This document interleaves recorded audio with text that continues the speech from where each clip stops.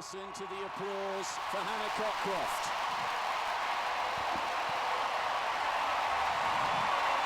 The nation is waiting and the world is watching. I guess the bit about my birth that maybe is most traumatic is the fact that my mum nearly died because I was born.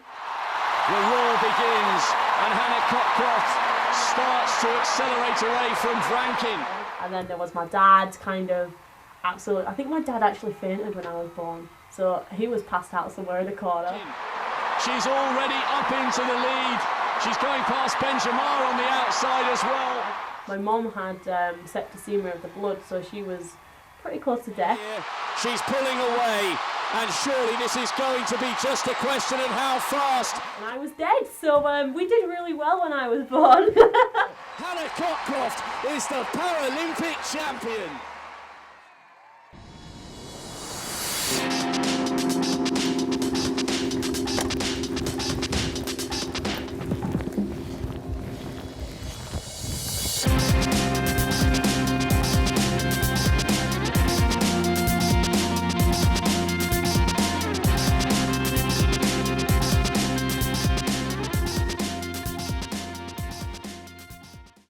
Suffering 2 cardiac arrests at birth, Hannah Cockcroft's parents were informed by doctors that their daughter would never possess the ability to walk or talk.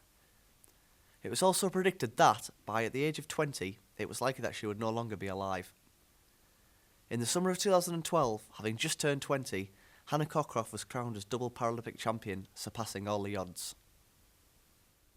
We went to the Cockcroft household to speak to Hannah's mother about her experiences and recollection of Hannah's upbringing. When Hannah first took an interest in the sport of athletics, did you have any worries at all? Or? Not really, because Hannah sort of had ideas that she wanted to do everything. Ever since she'd been a child, she's wanted to be a singer, a dancer, everything you can imagine, and she's had a go at everything, despite the fact she shouldn't really be doing any of it. So when it was athletics, because she'd already had a go at wheelchair basketball, it was sort of like an onward progression, really. It was just something else she was going to have a go at. But we never knew it was going to take her where it's taken her to. You know, we just thought it was just something else she was having a go at. Very best in the world, because I'm ready and I'm going to deliver. And Jeff Adams, she did. She absolutely nailed this start. You can see, look at the power going into the rims. Hannah is an incredibly athlete and always cheerful and happy, and a lot of people have said that in interviews she's like that. So how did you motivate her when she was a child to be bubbly and happy all the time? And I think I would just try to make her sort of accept herself as she was, that whatever sort of stood in her way, that she found a way, she'd get over it, that, you know, nothing should get her down or anything. You know, I've had a lot of amazing opportunities just because of my disability, and obviously when I was younger, you always have those kind of times like when your friends are getting the first pair of high heels and you can't wear them because of your feet and all things like that, where you're like, oh, why is it me? But I'm not even bothered. I guess, like, I don't know, we've never really talked about my disability, or everyone just accepts me as Hannah, and no one's ever looked at me any different, really.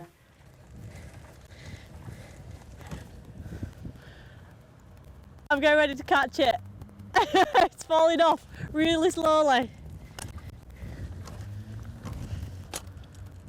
See, it's really slowly falling off, but it's all good, I haven't dropped it yet. So what would you say inspired you to begin with getting into the actual sport? Well, I won a silver medal at the UK School Games in the discus, and that got me invited to a Paralympic Athletics Talent Day at Loughborough University. So when I was there, I got to meet Dr. Ian Thompson, who's Tanny Gray-Thompson's husband, and he let me have a go in one of Tanny's chairs, and I just loved it. It was something different. Kind of discus was always sitting around and waiting, and I'm not very good at that. So wheelchair racing kind of gave me this new feeling of adrenaline and speed and something I'd never experienced before. So because of that, I just kind of loved it.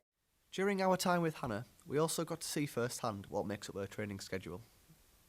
My theory is that I train really hard, so I need my recovery time. Recovery is just as important as training. Mum doesn't quite agree with that. She just thinks I'm lazy.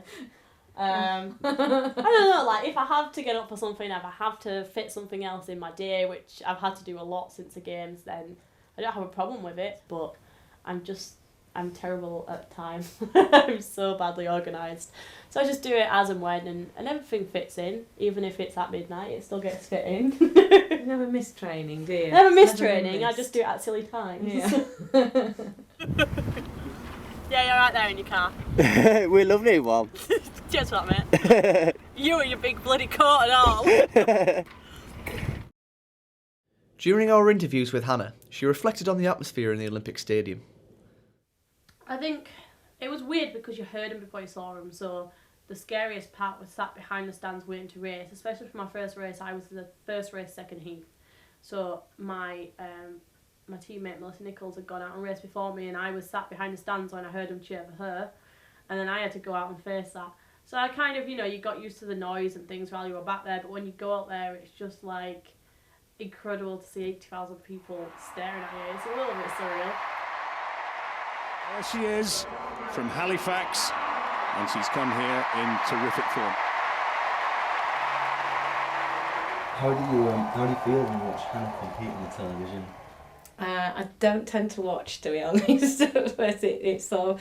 I've got my heart in my throat some half the time, because unless I know what the end result is, I can't watch until afterwards when I know whether she's come up, when she's won or not. And listen to the applause for Hannah Cockcroft.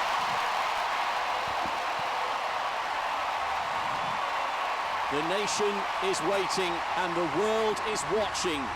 This is her day to deliver on the biggest stage of all. She is in phenomenal shape. Because when I saw her racing on the track, I knew it was Hannah, but it wasn't the Hannah that I knew, because I could just see her in the GB kit and everything, and she was a professional athlete like all the other professional athletes, so you just got carried away with all the excitement.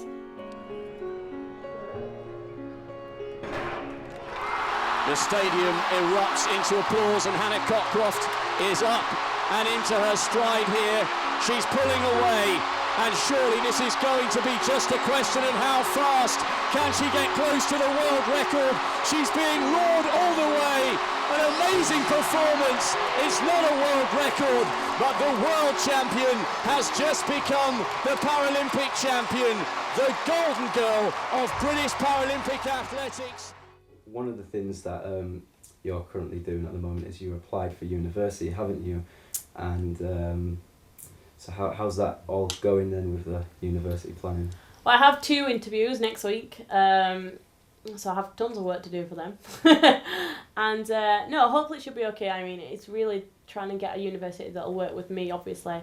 I'm not your everyday student. I need to train. I'm going to travel a lot. I need exceptions to the rule kind of thing. From the Paralympics and with all of the media being around you, has that maybe changed your views about doing it, or has that made you more eager to want to do journalism? No, since the games, that was the reason why I wanted to do it. I've really enjoyed, I've done a lot of work with Channel 4, BBC, all sorts of things, and I just really, really enjoy doing it, so I'd love to go into that side of things after my racing career.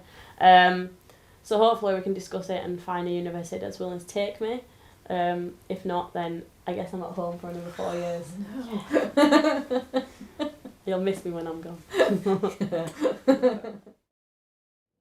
Hannah has been an inspiration to the people around her and to a nation. Rio 2016 is on its way, but Hannah still has many plans before then. London 2012 might be over, but the success is a constant reminder of Hannah's potential and her outstanding achievements in the sport. I don't think it'll ever be matched. She's hoping to go to 2016 and to do plenty of things in between time, but because it was a home games and the experience of actually being there, I don't think that'll ever be matched again. It was just absolutely incredible, and to have the chance to experience it at 20 years old, it's unbelievable, really.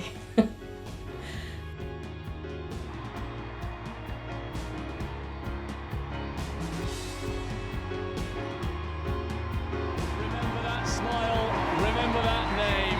Great Britain's Hannah Cockcroft will be around for a very, very long time.